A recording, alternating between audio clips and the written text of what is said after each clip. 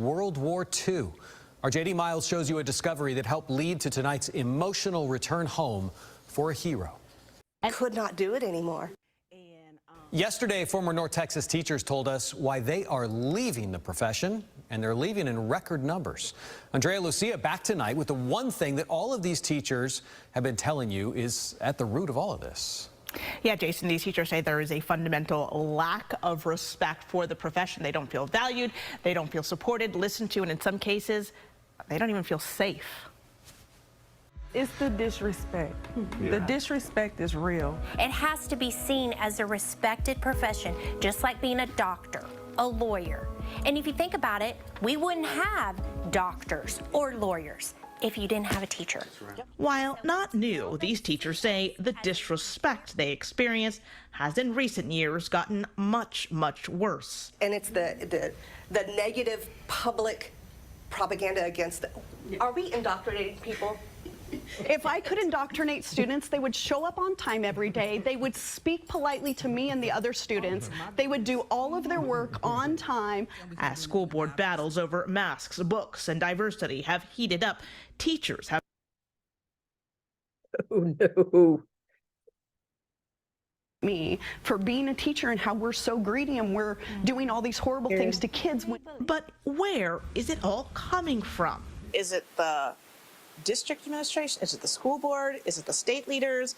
Is it the politicians in general, the parents? It starts at home. Let me give you an example. So at the previous school that I was at, field day, thousands of parents. I'm talking about packed house. We couldn't find parking spaces.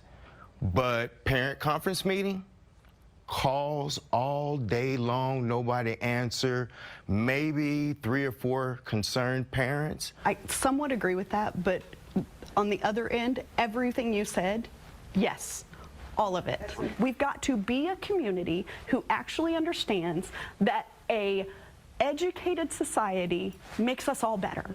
If you're complaining about the cashier at the grocery store not understanding how to count your change, then you better be at that school supporting those teachers, supporting those students, and you better be looking at the people you're electing and whether or not they support education. These teachers say it's demoralizing the way state leaders talk about their profession. It's degrading. And I mean, hello?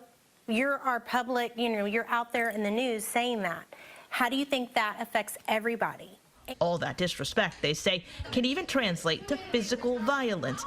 In a study by the American Psychological Association, 14% of teachers reported having been physically attacked by a student. My last year teaching, I had been out on leave twice for being attacked by students. One I had 6 months of physical therapy for.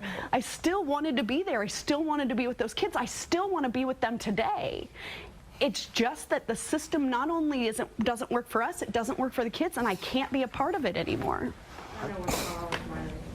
It just bothers me that we signed up to do this. I do this because I love numbers. I love teaching kids numbers. It hurts me to know that she was attacked. You know, like I've heard about my coworkers being attacked. Personally, myself, that was my last straw. But you hit me in the face. And as a teacher, I'm expected to just take it. To attract and retain more teachers, this group says the community and the leaders it elects need to start listening. So smaller classrooms, better pay, have more support in the classroom. I think we're highly qualified to do our job. Let us do it, but give us the things that we need. All these former teachers miss their kids every day. And now they wonder who will be left to teach them. The kids made me stay so long. Like, I wanted them to know that they had somebody who was there in their corner. Will someone else be there? I don't know. And that's hard. It's hard to walk away from that. Yeah, I asked these teachers to raise their hand if they're happier now since leaving the classroom. Every single hand went up.